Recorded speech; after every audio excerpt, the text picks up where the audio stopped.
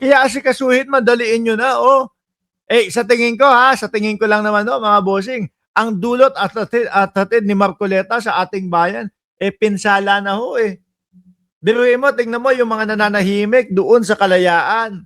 Yung nananahimik na isla, mga bossing, may mayor, may vice mayor, may barangay, may kulungan, wala nga lang nakakulong dahil mababait yung mga tao doon. Mga Pilipino, itinataas ang bandila ng Pilipinas, kinakanta ang lupang hinirang doon sa Kalayaan Group, Kalayaan Island Group, gustong isuko, gustong i-give up. Di ba, Armando De Peo? Ano yan? Pinsala na ho yan eh. Sabi ni Oleb, ETC, galing kay Diskaya, yung campaign contribution niya. Baka kaya hindi isinulat yung mga Diskaya dahil alam nila na darating yung oras na ito, maghahalughugan na ng mga flood control. Na kapag sinulat nila, malamang sa alamang, rektang iisipin ng mamamayang Pilipino, naku, tingnan mo sila ngayon. Biggest contributor pala ng kampanya ni Marcoleta ang mga Diskaya, kaya naman pala ipinagtatanggol. At yung kaninang umaga lang mga boss Chief Amoser, malupit yung mga binitawan at mga sinabi ni Atty. Larry Gadon mga bossing. Kanino? Sa mga Diskaya, sila daw ang may-ari ng Miro na pumalit sa Smartmatic at dinaya daw ng Miro yung eleksyon para kay Marcoleta. Ang may-ari daw ng Miro ay mga Diskaya. Malupit yun, mabigat ho yun. Atrasan nyo na lang, tingnan nyo doon sa mga vlogs natin kaninang umaga, makikita nyo ho yun. Sa zero declaration ng donation, kaya nagiging question ngayon kung saan nanggaling ang pondo niya, gayong 51 million lang ang kanya SALN. Tama po, dahil nga po yun yung assumption ng ating mga kababayan, kung wala kang tinanggap na contribution at ito lamang ang iyong deklarasyon sa SALN, saan mo kinuha yung ginastos mo pang iba? Ito. Bakit ang tagal, attorney? Parang haba ng panahon na ginugug. Oo, ang tagal nakakapinsala pa sa Pilipinas biruin mo, Nobyembre pa. Simula nung marinig natin yon. Disyembre, January, February na ngayon. Patakbo na ng 4 na buwan Masyado ng COMELEC para busisiin ito. Gayong ang tagal na pong panahon na pinag-uusapan ang donasyon ng mga kontratista sa mga politiko. No po, dahil ito po kailangan maingat ang kanilang investigasyon dahil dalawa po ang kapupuntahan nitong kaso na to, no? Maari po itong mauwi sa kasong kriminal at mauwi... Perjury! May pagkakakulong na hindi lalagpas ng 6 na taon, mga kababayan. Madiskwalipika dahil nagsinungaling sa kanyang sose. Makulong ng hindi ihigit sa 6 na taon, mga kababayan, dahil doon sa kanyang sinumpaan o nilagdaan na kasinungalingan. Sana 2, sana both. Para marinig ulit natin silang sumisigaw. Naku, eto na kayo, ikinulong ninyo, sinisikil ninyo kasi maingay si Rodante Marcoleta. Ganyan na naman ang isisigaw ng mga DDS. Sabi ni Joel, "Oy, nagulat ako sa sigaw." Naman, minsan lang naman ako sumisigaw no? Kapag na-hype lang naman tayo, mga boss, mauwi sa kanilang disqualification. Kaya kailangan po ititindig dun sa korte. Alam niyo naman po ngayon sa korte, pag nag-file ka, dapat merong reasonable certainty of conviction. Dahil itong kaso po ito, hindi lang... Hindi, ito, meron ng pag-amin ni Marcoleta, di ba? Sabi ni Ma'am Trixie Villa, yun din ang tanong ko, bakit ang tagal? Sabi nila, due process daw. Lamang tong administratibo na pagkakatanggal. Ngunit mauuwi po ito sa isang election offense na kasong kriminal na COMELEC mismo ang magsasampa po sa ating mga regional trial courts. Yan po kasi ang nakalagay sa batas. Kaya po yung pag-iingat, yung due diligence at yung impartiality talagang sinasagawa po ng aming departamento.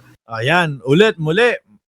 Mananawagan ako doon sa mga kapwa natin na mga content creator. Kung tingin ninyo, parehas ng tingin ni Mark Ramos na pinsala na ang ginagawa ni Marcoleta sa bayang Pilipinas, ito, pinakamadaling laban.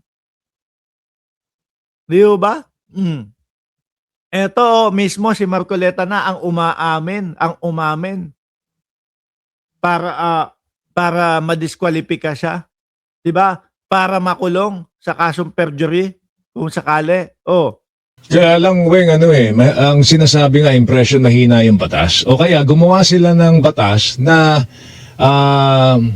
pwede nilang Magbabawal lusutan. talaga. Hindi, pwede nilang lusutan. Oo. Kasi itong, yung Yung mga kaso, politiko. yung kaso ho ng nitong si dating Senate President Jesus Escudero, tumanggap siya ng campaign contribution. Umamin pareho to, ha? Yes. Umamin Oo. pareho. Doon sa isang kontratista na ang kumpanya ay may kontrata sa yung kay Cheese Escudero, papaliwanag ko lang ho ng konti, mga kababayan. Nandiyan na si Ma'am Neng Gigi. Late na naman. Ay, nako, laging late to. Tayo po, hindi tayo nalilate, mga kababayan.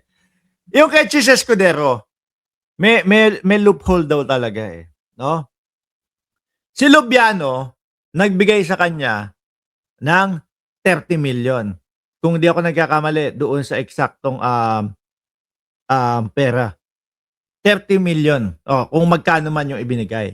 Ngayon mga kababayan, si Lubiano, isa sa may-ari o may-ari ng construction company. Ngayon, ang loophole is kapag ka sinabi nila na hindi galing sa construction company ni Lubiano yung perang natanggap ni Cheese Escudero at galing pribado sa bulsa ni Lubiano, lusot na agad. Yun yung loophole dyan. Yung kay Rodante Marcoleta, hindi ko alam kung paano nila ilulusot yan. Nagsinungaling sa SOSE, zero contribution ang isinulat doon, at pagkatapos, umamin sa national television. Ewan ko kung national television o vlog lang din yung Net25. Umamin doon sa Net25 na meron daw siyang contributor. Di alam na, nadulas na, no? Palitan mo kaya yung sapatos mo, Boss Rodante Marcoleta. Madalas kang nadudulas eh. Madalas kang kumakambyo eh. Oh, 'di ba? So malayo po.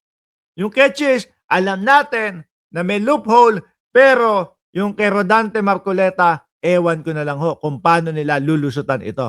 Ito na kontrata sa gobyerno. Pero sabi niya, hindi, akin yan eh. personal ko yan, Personal hindi ko yan yung korporasyon. so, Kaya lang, paano may ihiwalay Kaya yung nga. may-ari ng kumpanya sa mismong korporasyon, Atty. Laudianco? yun ang tanong doon, attorney. Kaya lang, Yun yung loophole nila, no? sasabihin syempre ng COMELEC, hindi, yun ang batas eh. Di ba? Susundin lang namin ang batas. Tama ho ba, attorney? Tama po, kaya nga po kaisa po kami dun sa pagbabalangkas ng bagong Omnibus Election Code. In fact, nung 19 Congress po ay may isinusog na ang COMELEC. Almost 1,000 pages po ito na pagbabago. Kasama po yan, yung mga reforms natin dyan. Kasama ni vote buying, pagbabago at mas matalim na ngipin pagdating po sa declaration ng contributions and expenditure. Ngunit hindi po ito pinalad na maging batas. Ngayon po ay sususog po muli namin ito sa 28 Congress. Dahil nakikita po namin, una sa lahat, ang problema sa ating batas dyan.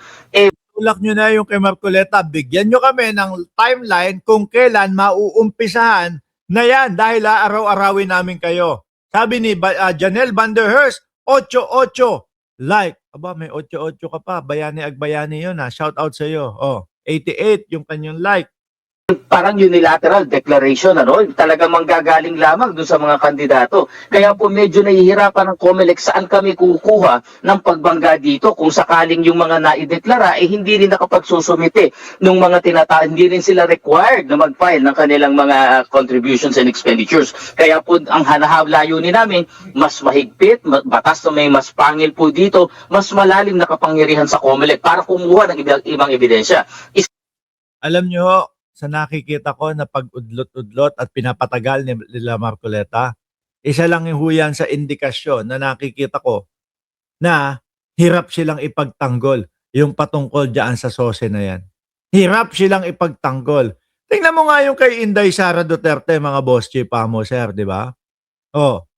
Hanggang ngayon wala tayong naririnig. Hanggang ngayon wala tayong naririnig na depensa para doon sa mga Mary Grace Piatos. Ang dinadahilan nila, daw? Confidential funds nga confidential nga Hindi pwede sabihin, sandali. No, COA, ang humihingi ng mga papeles, dokumento kung sino mga tao na to, hindi naman yun kalaban ng gobyerno. Okay?